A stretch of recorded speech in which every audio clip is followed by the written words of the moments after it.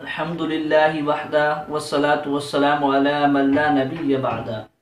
محترم سامعین، نبی علیہ السلام کی ذات مبارکہ پر ایمان لانا ہر مسلمان پر جس طرح فرض ہے، اسی طریقے سے نبی علیہ السلام کی ذات مقدسہ کا، نبی علیہ السلام کی ذات مبارکہ کا احترام بھی ہر مسلمان کے اوپر لازمی اور ضروری ہے۔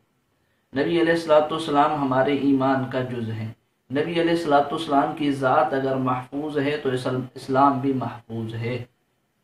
نبی علیہ السلام کی ذات مبارکہ پر اگر کوئی شخص نازیبا الفاظ استعمال کرتا ہے، توہین کا مرتکب ہوتا ہے، یا نبی علیہ السلام کی گستاخی کرتا ہے، تو ایسے شخص کو اس دھرتی پر رہنے کا کوئی حق حاصل نہیں، بلکہ ایسا شخص واجب القتل ہے۔ اور یہ بات قرآن سے بھی ثابت ہے، احادیث مبارکہ سے بھی ثابت ہے، صحابہ کرام کے عمل سے بھی ثابت ہے، اور اسی طریقے سے جمہور فقہا اور ائمہ اربعہ کے فتاوی سے بھی ثابت ہے۔ اور یہ بات جو ہے وہ دلیل کی بنا پر ہم کہہ رہے ہیں، نہ کہ جو ہے وہ جذباتیت میں آ کر ہم یہ بات کہہ رہے ہیں، دلیل کی قوت کی بنا پر ہم یہ بات کہہ رہے ہیں۔ لیکن کچھ لوگ وہ بھی ہیں جو اپنا نام محقق رکھتے ہیں اور اپنے آپ کو اسلامک اسکالر کہلواتے ہیں، لیکن اس مسئلے کے اندر وہ لوگوں کے اندر شکوک و شبہات پیدا کر رہے ہیں۔ وہ لوگوں کے اندر کیا پیدا کر رہے ہیں؟ شکوک و شبہات۔ ابھی کچھ ہی دن پہلے ڈاکٹر جاوید غامدی، ان کا ایک انٹرویو وائس آف امریکہ پر جو ہے وہ نشر کیا گیا، اور اس کا موضوع کیا تھا؟ اس کا موضوع یہی توہین رسالت کا جو قانون ہے، یہی موضوع تھا۔ اس کے متعلق ڈاکٹر جاوید احمد غامدی صاحب کا کیا موقف تھا، وہ آپ ذرا سن لیں تاکہ پھر میں آپ کے سامنے ان کا رد رکھ سکوں۔ السلام علیکم سامعین، فیس بک لائیو پر شہناز عزیز حاضر ہے۔ میرے ساتھ ہیں پاکستان کے انتہائی معروف مذہبی اسکالر جاوید غامدی صاحب، اور غامدی صاحب سے ویسے تو ہماری مختلف موضوعات پر گفتگو آپ میرے پروگرام میں بھی اور کئی دوسرے پروگراموں میں سنتے ہیں، لیکن آج کل پاکستان میں آسیہ بی بی کے کیس کے حوالے سے کافی زور و شور سے بحث ہوتی رہتی ہے اس بارے میں کہ توہین رسالت کا قانون کیا ہے، اور مجھے ایسا لگتا ہے کہ اب بحث قانون کی جگہ اس پر ہونے لگی ہے زیادہ تر کہ آسیہ بی بی کو رہا کیا گیا صحیح تھا یا درست تھا۔ لیکن سوال تو بنیادی طور پہ یہ ہے کہ قانون کیا ہے، پھر یہ کہ پاکستان کی عدالت عالیہ نے یہ فیصلہ کیا ہے، تو اس پر جو بھی اپیل ہو رہی ہے یا جو نظر ثانی کی درخواستیں ہیں وہ اپنی جگہ ایک قانونی مسئلہ ہے۔ لیکن غامدی صاحب، میں آپ سے یہ پوچھوں گی کہ آپ اس قانون پر ایک مدت سے بات کر رہے ہیں، اور آپ کی کتاب مقامات میں ایک آرٹیکل بھی ہے جس میں آپ نے بتایا، اور گزشتہ دنوں ہمارے پروگرام میں بھی آپ نے کہا کہ اس سزا کی بنیاد نہ تو قرآن میں ہے اور نہ سنت میں ہے، اور یہ فقہ کے بھی خلاف ہے۔ تو کیا گنجائش آپ کو نظر آتی ہے پاکستان میں اس قانون میں تبدیلی کی؟ میں تو جس طرح کی آپ نے ذکر کیا، عرصے سے یہ بتانے کی کوشش کر رہا ہوں کہ یہ ایک بالکل بے بنیاد قانون ہے۔ بات اتنی نہیں کہ اس کی کوئی آپ کو دلیل قرآن میں نہیں ملتی، حدیث میں نہیں ملتی، اس سے آگے جا کر میں یہ کہتا ہوں کہ یہ قرآن کے خلاف ہے۔ تو سامعین، آپ نے یہ سنا کہ جاوید احمد غامدی اس توہین رسالت کے قانون کو بے بنیاد، اس توہین رسالت کے قانون کو کہہ رہا ہے کہ یہ قرآن سے بھی ثابت نہیں، یہ حدیث سے بھی ثابت نہیں، بلکہ کہتا ہے کہ یہ قرآن و حدیث کے خلاف ہے۔ یہ ڈاکٹر جاوید غامدی کا موقف ہے، ٹھیک ہے۔ لیکن حقیقت کیا ہے؟ حقیقت اس کے بالکل برعکس ہے، اس کے بالکل برعکس ہے۔ وہ کس طرح؟ تو میں پہلے آپ کے سامنے قرآن سے ایک دلیل رکھ دوں، پھر انشاءاللہ اس کے بعد احادیث مبارکہ سے آپ کے سامنے دلائل رکھوں گا۔ یہ قرآن سے آپ کے سامنے دلیل ہے، سورۃ الاحزاب ہے۔ اللہ رب العزت فرماتے ہیں کہ ان الذین یؤذون اللہ ورسولہ لعنہم اللہ فی الدنیا والآخرہ واعد لهم عذابا مہینا والذین یؤذون المؤمنین والمؤمنات بغیر ما اکتسبوا فقد احتملوا بہتانا واثما مبینا۔ اللہ رب العزت فرماتے ہیں کہ بے شک وہ لوگ جو اللہ اور اس کے رسول کو ایذا پہنچاتے ہیں، اللہ نے ان پر دنیا اور آخرت میں لعنت کی ہے اور ان کے لیے ذلیل کرنے والا عذاب تیار کیا ہے۔ اور وہ لوگ جو ایماندار مردوں اور ایماندار عورتوں کو ایذا دیتے ہیں بغیر کسی گناہ کے جو انہوں نے کمایا ہو، تو یقیناً انہوں نے بہتان باندھا اور سری گناہ کا بوجھ اٹھایا ہے۔ تو دیکھیں سامعین، اس آیت میں اللہ رب العزت نے مومنین کو ایذا دینے کی بات کی اور اسی طریقے سے نبی علیہ الصلوۃ والسلام اور اللہ کو ایذا دینے کی بات کی، لیکن دونوں کے اندر فرق کو بھی رکھا اللہ رب العزت نے۔ کس طرح؟ تو آپ دوبارہ اس کی آیت کو دیکھیں، آپ کو فرق بالکل واضح اور سمجھ میں آ جائے گا کہ اللہ رب العزت نے اہل ایمان کو بلا وجہ اذیت دینے کو بہتان اور واضح گناہ قرار دیا، جبکہ نبی علیہ الصلوۃ والسلام کے ایذا پر دنیا و آخرت کی لعنت اور ذلیل کرنے والا عذاب ذکر فرمایا، جس سے یہ بات واضح ہو جاتی ہے کہ نبی علیہ الصلوۃ والسلام کی گستاخی عام مومنوں کی گستاخی کی طرح نہیں، دونوں میں فرق ہے۔ دونوں میں کیا ہے؟ فرق ہے۔ ایک چیز تو یہ۔ دوسری بات، اس آیت ہی کی روشنی میں یہ بات معلوم ہوئی کہ نبی علیہ الصلوۃ والسلام کو ایذا دینے والا شخص ملعون ہوتا ہے۔ نبی علیہ الصلوۃ والسلام کو ایذا دینے والا شخص کیا ہوتا ہے؟ ملعون ہوتا ہے۔ اب اسی آیت کو اس آیت کے سیاق و سباق کے ساتھ آپ سمجھیں، آپ کو بات بالکل واضح سمجھ میں آ جائے گی۔ آپ ذرا ایسا دیکھ لیں کہ اللہ رب العزت نے سورۃ الاحزاب میں ہی آیت نمبر 56 میں نبی علیہ السلام پر صلاۃ و سلام کا ذکر فرمایا، پھر اس کے بعد آیت نمبر 57 میں اللہ اور اس کے رسول کو ایذا دینے والوں کا ذکر کر کے دنیا و آخرت کی لعنت اور ذلیل کرنے والے عذاب اور سزا کا بیان فرمایا، پھر آیت نمبر 58 میں اہل ایمان کو ایذا دینے والوں کا ذکر کر کے اس کو بہتان اور سری گناہ قرار دیا، آیت نمبر 59 میں نبی علیہ الصلوۃ والسلام کی بیویوں، بیٹیوں اور ایمان والوں کی عورتوں کے پردے کا ذکر کیا تاکہ انہیں ایذا نہ دی جائے، آیت نمبر 60 میں ایسی حرکات سے باز نہ آنے والے منافقوں کا ذکر کیا اور ناشائستہ حرکات کرنے والے اور پروپیگنڈا کرنے والے لوگوں پر آپ کے تسلط کا ذکر کیا۔ اب اس کے بعد جو آیت ہے سامعین، آیت نمبر 61، اس میں کیا فرمایا اللہ رب العزت نے کہ ملعونین اینما ثقفوا اخذوا وقتلوا تقتیلا، جہاں بھی وہ ملعون پائے جائیں پکڑ لیے جائیں گے اور بری طرح قتل کر دیے جائیں گے۔ ملعونین اینما ثقفوا اخذوا وقتلوا تقتیلا۔ اور پھر آیت نمبر 62 میں اللہ رب العزت نے اس کو سنت اور قانون قرار دیا، یعنی توہین رسالت کے بارے میں قانون یہی ہے کہ ایسے ناپاک لوگ بری سزا کے حقدار اور واجب القتل ہیں۔ بری سزا کے حقدار اور کیا ہیں؟ واجب القتل ہیں۔ تو یہ جو آیت میں نے آپ کے سامنے پیش کی، یہ اپنے سیاق و سباق کے اعتبار سے بالکل واضح ہے اور آپ آسانی سے سمجھ سکتے ہیں کہ گستاخ رسول کی سزا کیا ہے۔ گستاخ رسول کی سزا کیا ہے؟ ایک چیز تو یہ۔ دوسرا، میں آپ کو اس آیت کی تشریح میں نبی علیہ الصلوۃ والسلام کی حدیث بھی پیش کرتا چلوں کہ نبی علیہ الصلوۃ والسلام کا ایسے شخص کے متعلق کیا عمل تھا جو نبی علیہ الصلوۃ والسلام کو ایذا دیتا تھا، جو نبی علیہ الصلوۃ والسلام کی گستاخی کا مرتکب تھا۔ ایسے شخص کے لیے نبی علیہ الصلوۃ والسلام کا کیا عمل تھا، یہ بھی آپ ذرا دیکھ لیں۔ بخاری شریف کے حدیث ہے آپ کے سامنے، حضرت جابر بن عبداللہ رضی اللہ تعالیٰ عنہ سے روایت ہے کہ رسول اللہ صلی اللہ علیہ وآلہ وسلم نے فرمایا، کعب بن اشرف کا کام کون تمام کرے گا؟ کعب بن اشرف کا کام کون تمام کر آئے گا؟ وہ اللہ اور اس کے رسول کو بہت اذیتیں دے چکا۔ وہ اللہ اور اس کے رسول کو بہت اذیتیں دے چکا۔ اب دیکھیں کیا الفاظ استعمال ہوئے، اذ اللہ و رسولہ، کہ اللہ اور اس کے رسول کو، اذ اللہ و رسولہ، اللہ اور اس کے رسول کو بہت اذیتیں دے چکا۔ اس پر محمد بن مسلمہ رضی اللہ تعالیٰ عنہ کھڑے ہوئے اور عرض کیا کہ یا رسول اللہ صلی اللہ علیہ وآلہ وسلم، کیا آپ پسند فرماتے ہیں، کیا آپ پسند فرمائیں گے کہ میں اسے قتل کراؤں؟ تو نبی علیہ الصلوۃ والسلام نے اس بات میں جواب دیا۔ آگے حدیث میں ہے کہ کعب کو پھر انہوں نے جا کر قتل کیا اور یہ خبر نبی علیہ الصلوۃ والسلام کو آ کر دی۔ یہ خبر آ کر کس کو دی؟ نبی علیہ الصلوۃ والسلام۔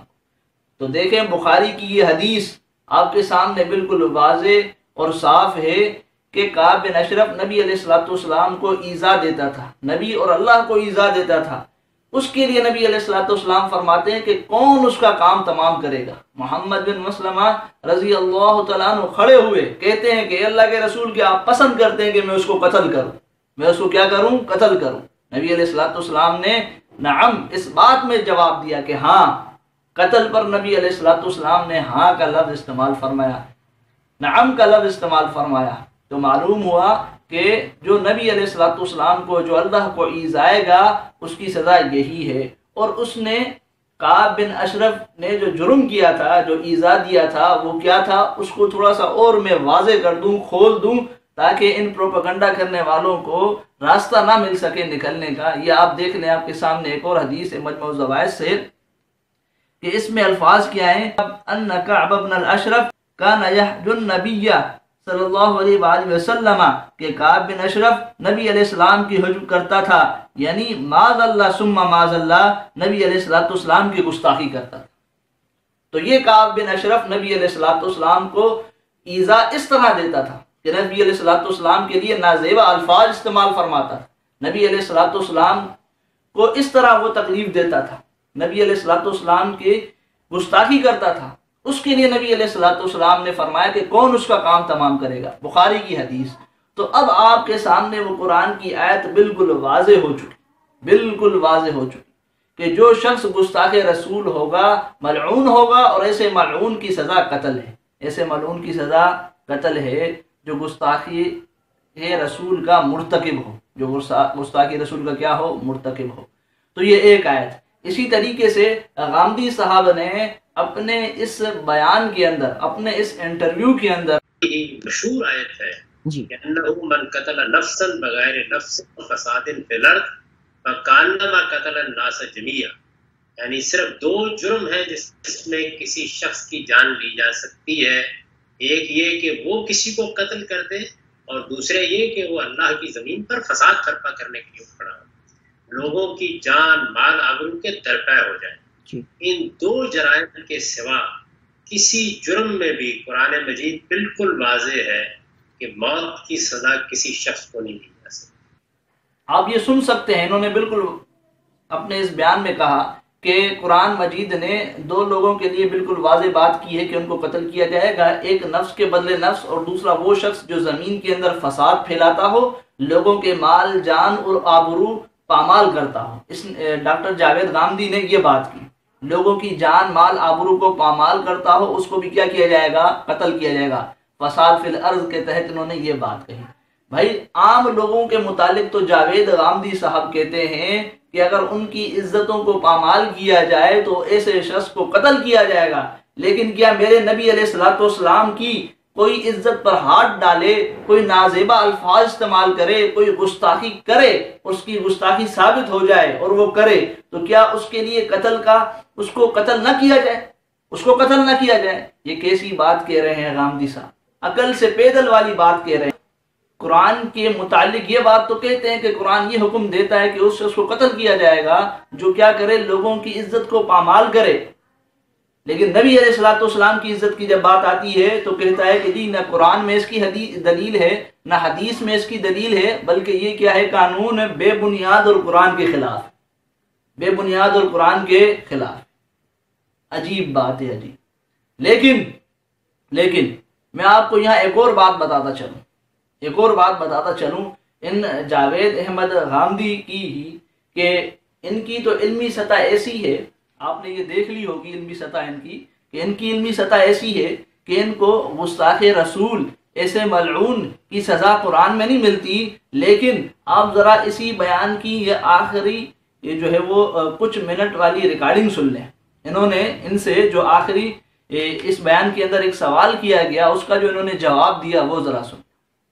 کو بتانا چاہوں گی کہ جب بہت سے ہمارے آفس میں لوگوں کو پتہ لگا کہ آج میری آپ سے بات ہو رہی ہے، تو ایک سوال مجھ سے کئی خواتین نے کہا کہ میں آپ سے ضرور پوچھوں، اور میرا خیال ہے آپ کو بھی شاید معلوم ہے کہ خواتین آپ سے ایک سوال بہت زیادہ پوچھتی ہیں، جو کہ یہ ہے کہ نیل پالش کے ساتھ وضو ہوتا ہے یا نہیں ہوتا۔ تو میں نے کہا کہ پوچھ لوں گی میں غامدی صاحب سے، لیکن مجھے معلوم ہے کہ ان کا جواب یہ ہے کہ ہو سکتا ہے. یہی جواب ہے نا آپ کا؟ جی میں نے ہمیشہ یہ کہا ہے کہ آپ وضو کر کے نیل پالش لگا لیں اور اس کے بعد اس کے اوپر وضو کرتی رہیں. جب دوبارہ اتاریں اور دوبارہ لگانے کا مرحلہ آئے تو پھر وضو کر کے لگائیں.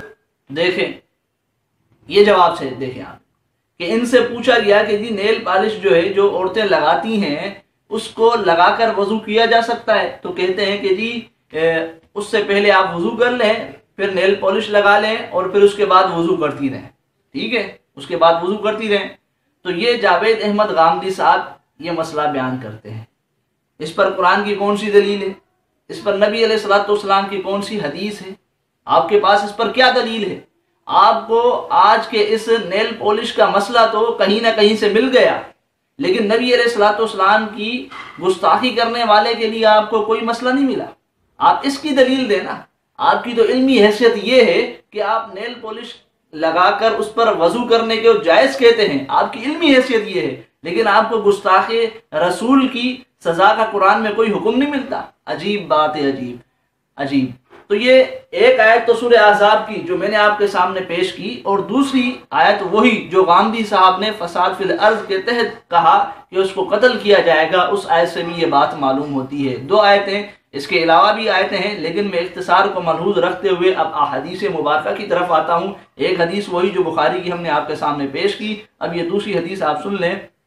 یہ ابو داؤد شریف کی حدیث ہے کہ حضرت عبداللہ بن عباس رضی اللہ تعالیٰ عنہ اس کے راوی ہیں، وہ فرماتے کہ ان اعما کانت له ام ولد تشتم النبی صلی اللہ علیہ وآلہ وسلم.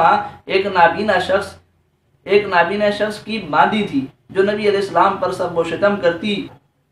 فینہاها فلا تنتہی، اس نابینا شخص نے اس کو منع کیا مگر وہ باز نہ آئی. ویزجرها فلا تنزجر، اس کو منع کرتا رہا مگر وہ اس حرکت سے باز نہ آئی. فلما كانت ذات ليلة جعلت تقع في النبي صلی اللہ علیہ وآلہ وسلم وتشتمه. ایک رات اس عورت نے دوبارہ نبی علیہ الصلوۃ والسلام کی معاذ اللہ گستاخی کی. فأخذ المغول فوضعه في بطنها واتكأ عليها فقتلها. وہ شخص نے کدال کو لیا، عورت کے پیٹ پہ رکھا اور اس کو اس قدر دبایا کہ وہ عورت اس کی وجہ سے قتل ہو گئی. فلما اصبح ذکر ذلك لرسول اللہ صلی اللہ علیہ وآلہ وسلم.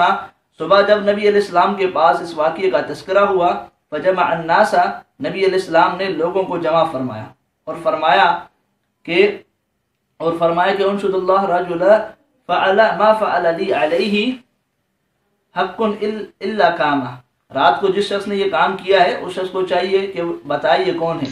فقام الاعمى، نابینا شخص کھڑا ہوا. يتخطى الناس وهو يتزلزل حتى قعد بين يدي النبي صلی اللہ علیہ وآلہ وسلم.